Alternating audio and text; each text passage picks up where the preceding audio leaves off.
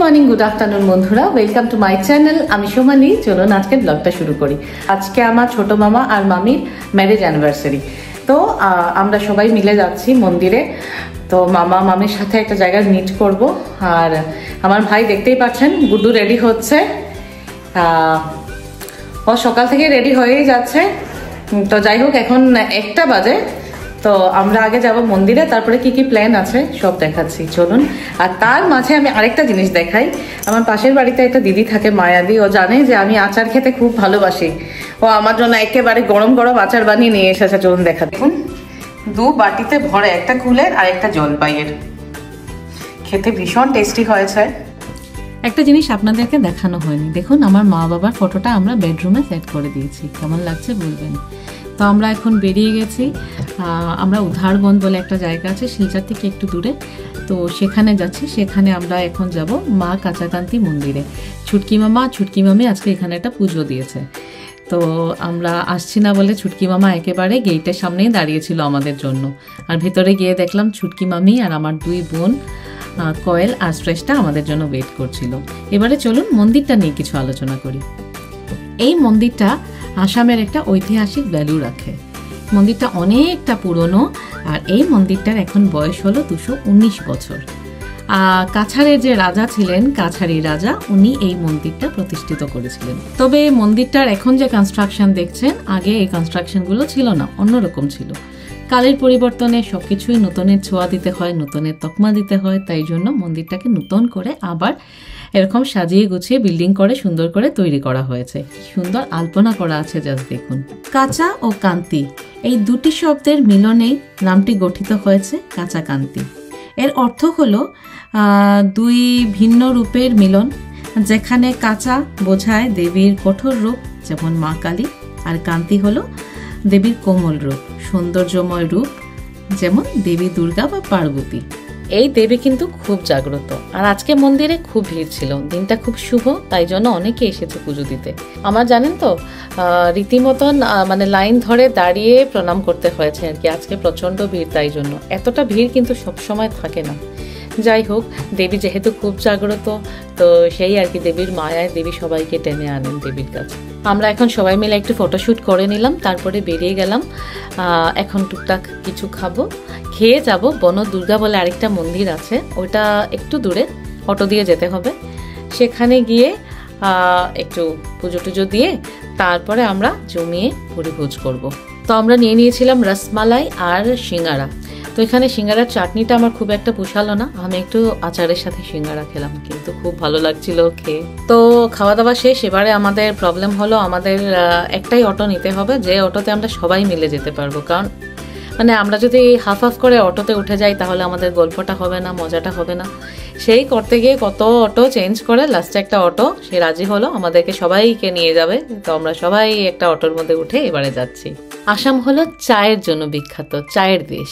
তো তাই জন্য আমরা যে রাস্তা দিয়ে যাচ্ছিলাম, পুরোটা রাস্তায় একেবারে চা বাগানে মোড়া। এই যে দূর থেকে দেখা যাচ্ছে চূড়াটা, ওটাই হলো সামনে মন্দির। কিছুটা হেঁটে গেলেই মন্দিরটা। আজকে যেহেতু দিনটা খুব শুভ, তাই জন্য এই মন্দিরেও কিন্তু লোকজনের বেশ ভিড়। মন্দিরের সামনেই ছোট ছোট দোকান খুলেছে, আর দোকানগুলোতে পুজো সামগ্রী সবকিছুই পাওয়া যাচ্ছিল। মন্দির চত্বরে দেখলাম এখানে লোকাল যারা আছেন, ওনারা ফ্রেশ সবজি টবজি নিয়েও বসেছেন। দেখুন আজকে কত ভিড়। আর এই মন্দিরটায় না, আজকে জানি না কেন আমার না মানে একেবারেই আসতে ইচ্ছে হচ্ছিল না। কারণ এই মন্দিরটাতে আমার মা আর বাবা খুব আসতো, আমি কখনো আসিনি। তো তখন মা আর বাবা বলতো যে এই মন্দিরটায় তোকে নিয়ে আসবো। অ্যাকচুয়ালি এই মন্দিরটা একটু আউটস্কার্টসে, তো আমার আসা হয়নি কখনো। আর ওই আর কি, ওই যে মার সাথে আসবো যে কথাটা, ওইটা তো আর কখনো পুরো হবে না। তো তাই জন্য না ভীষণ মার কথা মনে পড়ছিল, আর খুব কান্না পাচ্ছিল। মানে একেবারেই আমার ঢুকতে ইচ্ছে করছিল না মন্দিরে। কি বলবো ঠাকুরের কাছে, জানি না। উনি হলেন বনদুর্গা, আমি শুনেছি খুব জাগ্রত, কিন্তু জানি না কেন আমার মা আর বাবাকে তো উনি ফিরিয়ে দিতে পারবেন না। যাই হোক, এই আর কি, আমি একটু সময় এখানে দাঁড়ালাম, ভিডিও শুট করলাম, তারপরে বাইরে বেরিয়ে এলাম। এই গাছটাও শুনেছি খুব জাগ্রত, এখানে লোকেরা মান্নাত মানে বেঁধে দেয় গাছের নিচে। আর সামনেই হলো ওইখানে খাওয়ানো হচ্ছে আর কি, খিচুড়ি ভোগ। দেখুন কত বড় বড় বাসনে রান্না হচ্ছে, কিন্তু বারবারই রান্না হচ্ছে। এত লোক আজকে কিছুতেই কন্ট্রোল করা যাচ্ছে না। আরে মিষ্টি মামা কই? হঠাৎ করে দেখা হয়ে গেল মিষ্টি মামির সাথে। মিষ্টি মামি আর আমার মামাতো বোন তানি। আর এখানে মিষ্টি মামাও বসা ছিল, আমাকে দেখে বলছে খাজা খাও খাজা খাও, এই দোকানে খুব ভালো নাকি খাজা পাওয়া যায়। তো আমরা খাজা টাজা খেলাম, গল্প গুজব হলো, আড্ডা হলো। এবারে মিষ্টি মামা আর মিষ্টি মামি এরা কিছুতেই মন্দির থেকে নড়বে না, আজকে পুজো দিয়েছে তাই জন্য। তো আমরা এখানে ফটোশ্যুট করে এবারে বেরিয়ে যাব রেস্টুরেন্টে। রেস্টুরেন্টে যাচ্ছি, সেই রেস্টুরেন্টের নাম হলো মহালক্ষ্মী রিসর্ট। এখান থেকে 7 কিলোমিটার দূরে। তো আমরা এখানে এসে না কোনো অটো টোটো পাচ্ছিলাম না। তো হঠাৎ করে একটা অটো পেলাম, সেই অটোর দাদাকে রিকোয়েস্ট করলাম যে দাদা চলো সামনে গিয়ে দিয়ে আসবে আমাদেরকে। তো সে বলল ঠিক আছে, সে যাবে, কিন্তু তার ট্রিপ আছে, এখানে লোকজন আছে, ওরা যদি চলে আসে তো তার ফিরে আসতে হবে তাড়াতাড়ি।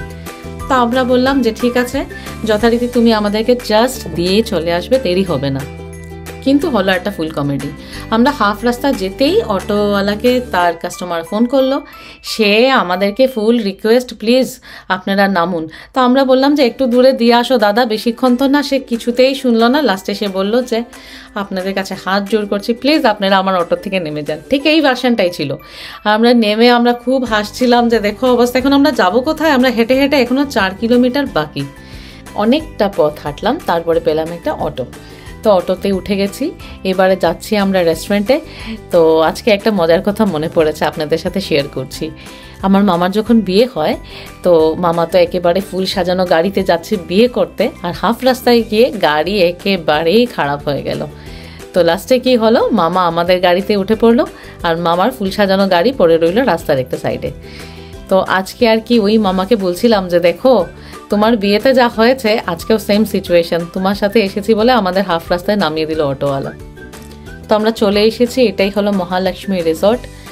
তো চলুন ভিতরে অ্যাম্বিয়েন্সটা কীরকম সেটা দেখাই। এখানে এসে আমার খুব ভালো লাগলো, একেবারে ঝকঝকে তকতকে, চারিদিকে পরিষ্কার পরিচ্ছন্ন। এখানে কত সুন্দর করে থালা গ্লাস বাসন সব সাজানো আছে, আর চেয়ার টেবিলগুলো খুব পরিষ্কার ছিল।